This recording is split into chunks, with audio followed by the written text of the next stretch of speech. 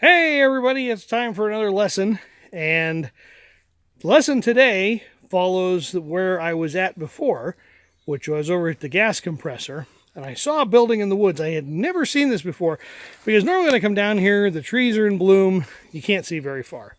So, I saw this building and I thought, oh, let's go see what's there.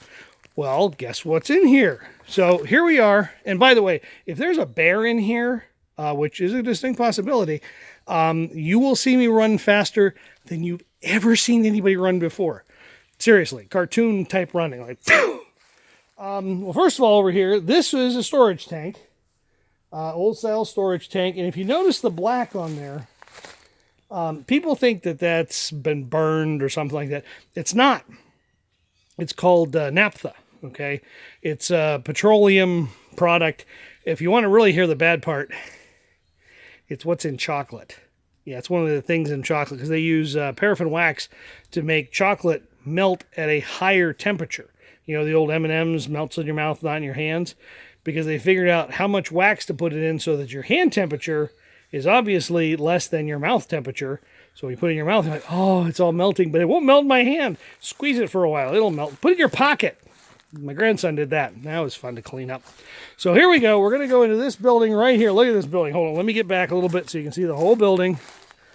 All right. This would have been for a central powerhouse. This would have been a typical building out in the middle of nowhere that would have been taken care of by a well tender. Okay, so we're going to go in this now. We'll see. Whoop. Hold on a second. I heard rustling. It's probably a squirrel with a Napoleonic complex. Looking around, I don't see any animals. Okay, we're all right. Was I terrified for a second? Yeah, I was. All right, so we're going to go in here.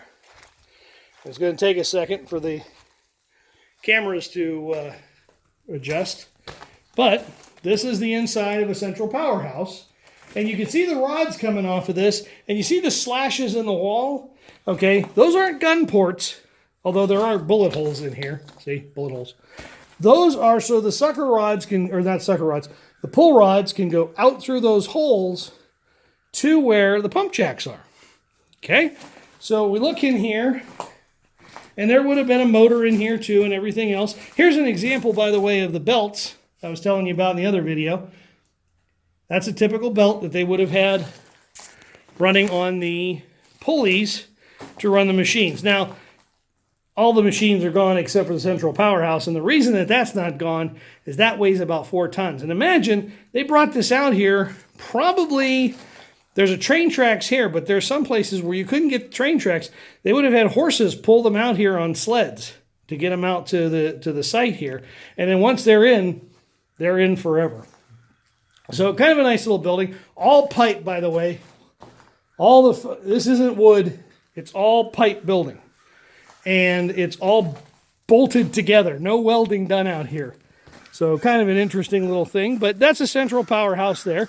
And if we walk down here, again, lots of walking today. One of the things you have to realize is we have train tracks right over here. Well, train tracks have been there since the 1860s or before.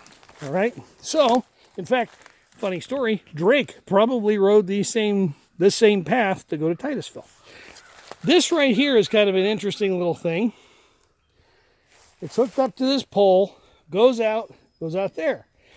What that is when the pull rods would come out of the building from the central powerhouse, they had to make a turn. Well, if you bend the rod, the only thing that's going to happen is when you pull it, it's just going to pull straight. That would hook to this, and then it would come off of there to another place to go to a pump jack. This is how you got around corners. I've seen them do that around corners. I've seen them use them up above so you can have a path. I've also seen them where they've used them to go under paths. They'll run them down underneath. Now, the pump jack that we have is a Drake pump jack. It's the standard pump jack that everybody uses today. Down in Texas, of course, the pump jacks are much bigger because, you know, in Texas, they got to go bigger. But also in Texas, they're pulling from 10,000 feet down. Here, we're pulling from 3,000-ish in the day. So we don't need big pump jacks. But this right here, you ready? You ready for this? This is a 100-year-old pump jack. You ready for this thing? Look at that baby right there. Oh, isn't that... And that's kind of sad, isn't it? That is very sad looking. So the difference from this is this would have been connected to the building that's right up there. See? There it is, right up there. That rod would have come out of there and it would have hooked. Hold on, let me walk through all the pucker brush here. It would have hooked right... Oh, it would have hooked up here, okay? It would have pulled this. There's a hinge point down there in the trees. I don't know if you can see this. I'll move it around a little bit. It's right there. And then your well would have been right over here.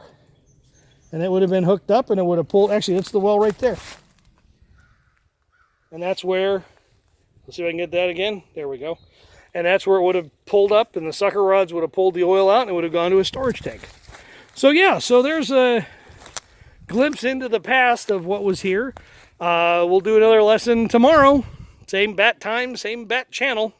Well, not about the same time. I don't even know when I post these things. So hey, hope you're staying healthy. Hope your family's staying healthy. And we'll talk to you later. Toodles.